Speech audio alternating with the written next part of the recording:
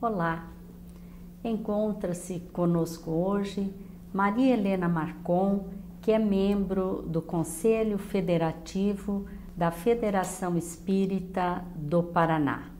Malena é palestrante e escritora espírita, que hoje vai nos falar sobre o livro de sua autoria, Cinematografia e Espiritualidade. Conforme está no prefácio da obra referida, Malena, como a chamamos carinhosamente, é uma observadora não muito comum em nosso meio espírita, o que proporcionou nos trazer uma contribuição original da sétima arte. Olá, Malena, é uma alegria muito grande ter você aqui conosco.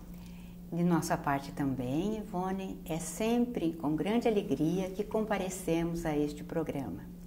Nós gostaríamos que você nos falasse o que te motivou a escrever este livro.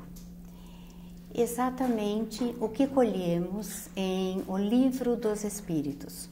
Algo que nos chamou muito a atenção. Quando fala da lei do progresso, existe em certo momento a pergunta de como o Espiritismo contribuirá para o progresso. E a resposta dos Espíritos se faz de tal forma que nos remete a grandes reflexões. Em outro momento, o codificador igualmente indaga os Espíritos se um dia a doutrina espírita se tornará crença comum ou se ficará sendo professada somente por alguns. E a resposta dos espíritos é magistral, que a doutrina espírita, por realmente ela divulgar, ela se referir às leis da natureza, ela se tornará crença geral. E aí nós começamos a fazer observações. Como se tornará crença geral? O que não quer dizer que todos se tornarão espíritas, mas as verdades que ela proclama passariam a ser aceitas pelas pessoas, sempre por um maior número. E aí nos tornamos isso que você citou, uma observadora, e especialmente passamos a observar não somente em séries, em novelas, mas especificamente em filmes, as verdades ali sendo apresentadas. E no livro, você somente comenta filmes considerados espíritas? Pelo contrário. Os filmes considerados espíritas, que nós chamamos de espíritas, não os analisamos ali. Mas é muito importante que se diga o seguinte: de um modo geral, há um entendimento um pouco equivocado quando se fala em filme espírita. É bastante comum as pessoas irem ao cinema, assistirem a um filme que fala, por exemplo, ou apresenta em algum momento a comunicação com os espíritos. E saem do cinema dizendo que assistiram um filme espírita. Mas a coisa não para aí, porque como o filme não tem compromisso doutrinário, nem sempre aquele item é apresentado de forma condizente à doutrina. E então se passa a fazer crítica de que o filme está errado, de que o filme apresentou errado, de que o filme... E nós temos que entender que porque um filme apresenta determinados conceitos da doutrina, ele não é espírita. Não foi feito por espíritas. Foi feito por profissionais daquela arte. E quais então nós poderíamos considerar espírita? E qual seria o objetivo desses filmes? Se falando de filmes essencialmente espíritas, nós podemos pensar naqueles que se originam de livros espíritas. Como exemplo, nós temos Nosso Lar, que se originou a partir do livro psicografado por Francisco Cândido Xavier. Então, Nosso Lar retrata o que o livro Nosso Lar nos apresenta. E é um filme que tem supervisão de certos espíritas, para que as imagens sejam condizentes à informação que está no livro. Este é um filme espírita. Outro que nós podemos citar também é As Mães de Chico Xavier. Filme elaborado, o roteiro, a partir de quê? De cartas psicografadas por Chico Xavier, endereçadas a mães, especialmente, que haviam perdido seus filhos. Perdido no sentido de que eles haviam desencarnado e elas entendiam que estavam perdidos, porque sabemos que ninguém se perde. Exatamente. Malena, então, que tipo de filmes você comenta nesse livro? Os mais variados, Ivone. Nós comentamos desde animação, desenhos animados, nós colhemos em vários deles e apresentamos entre os 20 capítulos do livro alguns deles. Há filmes dos mais variados assuntos.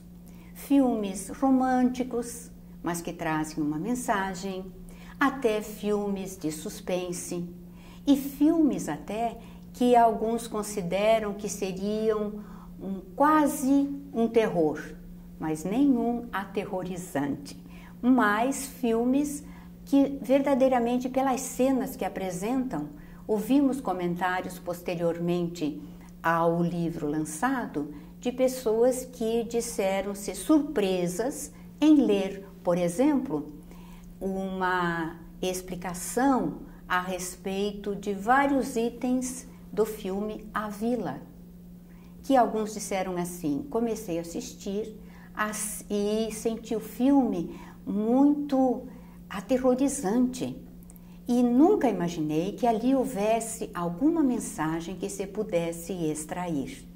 Então, essa mesma pessoa disse: agora eu voltei a assistir o filme com outros olhos. Normalmente existem filmes que a gente assiste o início e diz, não, esse filme eu não vou conseguir assistir, né? É verdade. Sem nos darmos conta de que ele pode trazer uma mensagem muito positiva ou assuntos relacionados à espiritualidade mesmo, né? No caso de A Vila, por exemplo, o que nós exaltamos ali é algo que aprendemos em O Livro dos Espíritos. O homem foi feito para viver em sociedade. E o que nós observamos no filme? Um grupo de pessoas que se retira do mundo e forma uma comunidade totalmente fechada, sem nenhuma comunicação com o mundo exterior. E cria ali vários mitos para incutir medo desde as crianças aos jovens para que não saiam dali. E o que se observa é como isso é pernicioso. E então analisamos e apresentamos o que é ruim quando nós desejamos para nos preservarmos e para pensar que nós podemos ter uma sociedade ideal isolando-nos do restante do mundo.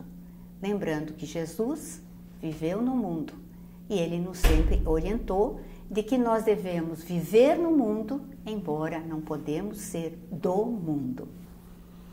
Você comentou o filme A Vila. Você poderia se referir ou nos falar de algum outro, Malena? Ah, com certeza, porque temos ali, como dissemos, 20. São 20 capítulos, cada um correspondendo a um filme ou uma animação diferente. Então, para citar uma animação, por exemplo, Paranorman, um desenho animado para crianças, que trata exatamente do fenômeno mediúnico e de como os adultos quando em sua família tem crianças que apresentam a mediunidade espontânea, tem dificuldades para aceitar. E como essas crianças sofrem. Então, é um filme muito interessante. Além do mais, apresenta um processo obsessivo sobre toda uma cidade e como o menino faz o trabalho de desobsessão do espírito. É essencialmente interessante. E tem outros, como o filme Lado a Lado, onde nós trabalhamos as relações familiares. Uma família que se desmantela, uma separação do casal, como ficam as crianças, quando o pai começa a ter um outro relacionamento. Como isso é trabalhado. E mostramos, e o filme é espetacular nesse sentido, como ele mostra a transformação do ódio, da raiva, em uma verdadeira afeição por parte da primeira esposa para com a que se tornará a segunda esposa. E é muito interessante. Tem uma fala de um dos meninos em certo momento que nós então frisamos que ninguém nasce odiando. O ódio, como o amor, se ensina. Porque o menino em certo momento diz para a mãe: mãe, se você quiser que eu a odeie, você diga, eu a odiarei. Então, o que nós ensinamos aos nossos filhos? É um filme excelente para se refletir a respeito de como nós trabalhamos as relações. A gente observa que realmente você é uma observadora, não é, Malena? A gente talvez não tenha essa habilidade de ver as coisas dentro de um filme. Existem formas mais adequadas para se extrair os valores essenciais a que se propõe um filme? Talvez quem idealize o filme não tenha o alcance que a gente possa vislumbrar. Ou talvez ele tenha exatamente esse objetivo. Isso é difícil de saber. Mas lembramos que Jesus disse que nós devemos ter ouvidos de ouvir e olhos de ver. Essa é a técnica quando se vai assistir não somente um filme, porque isso que retratamos no filme pode ser aplicado a um espetáculo de teatro, a um espetáculo de balé, que também conta uma história, e nós encontramos as informações ali. Também nós poderemos encontrar no filme, com esse olhar de ver e ouvido de ouvir, algumas mensagens não necessariamente positivas, que nós também teremos que salientar. Este filme, qual o objetivo dele? O objetivo é fazer apologia do quê? Do suicídio assistido? Da eutanásia? Do quê? Então, o que nós temos que ter é essa atenção. O que friso quando converso a respeito de filme é que quase sempre nós não assistimos o filme até o fim. Quando eu digo isso, as pessoas se surpreendem. Como não? Claro que eu fico. O filme não acaba no the end, no fim. O filme acaba depois que todos os créditos aparecem. O filme acaba quando vão passando todos aqueles créditos e eu fico ali, sentada, deixando-me envolver pela trilha sonora do filme que continua a ser executada. E trilha sonora de filme é algo espetacular. É realmente o que dá vida às cenas, a esse impacto, aquele outro momento específico. Então, o filme só acaba quando realmente a tela fica preta, porque tudo acabou. Essa é alguma coisa que às vezes até na própria sala de cinema nós temos dificuldades de ficar, porque de um modo geral, quando acaba o filme, as pessoas já vão se levantando, vão saindo e já entram aqueles que querem limpar a sala para prepará-la para a próxima sessão. E quem quer ficar como a gente fica um tanto mais, é quase expulsa do cinema. Isso a gente pode estender também à leitura de um livro, não é, Malena? Sim, nós temos que aprender o próprio Evangelho, nós temos que aprender a ler nas entrelinhas, porque o Evangelho é muito sintético. E Jesus disse, né? Naquele tempo Jesus falou aos seus discípulos, e tem uma frase. Por que ele falou aquela frase? O que tem antes da frase? Em que situação? Exatamente. Então, nós precisamos sempre mergulhar. Livro é um outro universo a ser descoberto. Inclusive a introdução, né? Que poucas pessoas leem a introdução. Normalmente vão para o primeiro capítulo já. Sim. É a introdução. Às vezes, antecedendo ainda a introdução, tem a apresentação da obra. Sim. Aí tem o prefácio, aí tem a introdução. Isso é tudo muito importante, que são passos importantes, porque quem escreveu, ele se deu ao trabalho de assinalar todos esses detalhes. Por que o fez? Porque há um objetivo, há um propósito. Sim. E se eu suprimo isso e entro diretamente, eu perderei muita riqueza.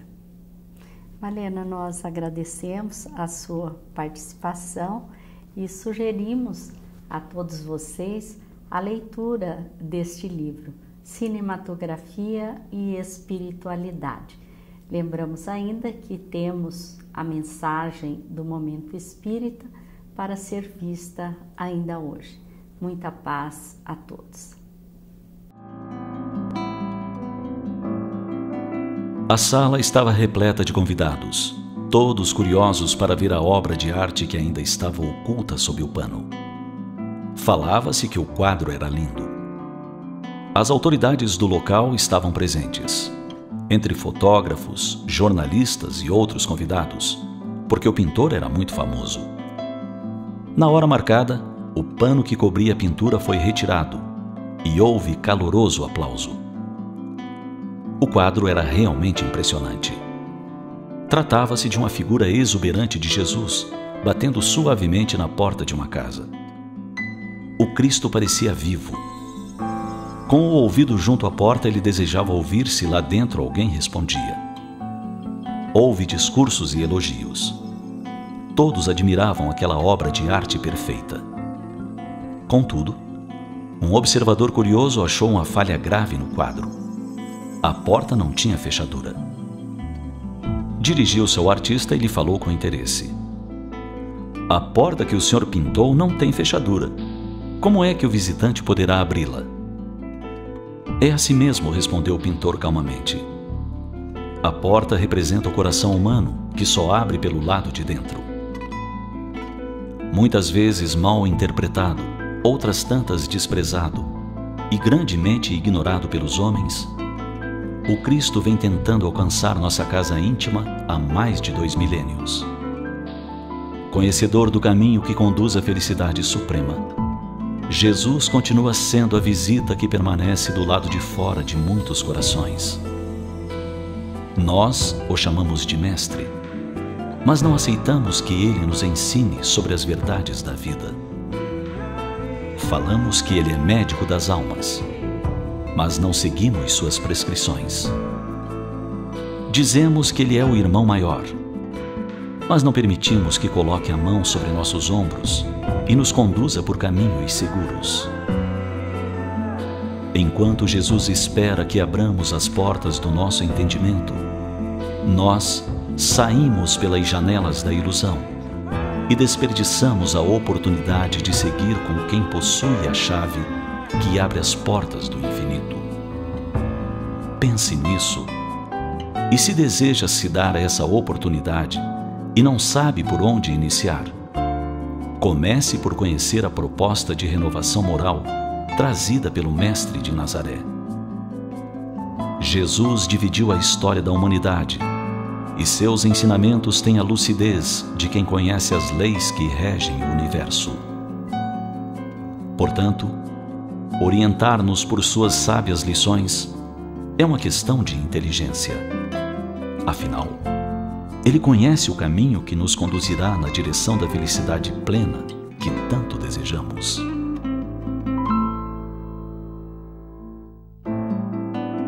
O olhar de Jesus dulcificava as multidões. Seu coração magnânimo acolhia todos aqueles que o buscavam com desejo sincero de aprender. Seu abraço de luz envolvia as almas sedentas de paz. Seus sábios ensinamentos são atuais e capazes de impulsionar a humanidade por caminhos seguros. Seu convite é ao amor e à instrução, as duas asas que nos farão gravitar acima da ignorância e nos conduzirão ao encontro da liberdade efetiva. Pense nisso e destrave as portas do seu entendimento.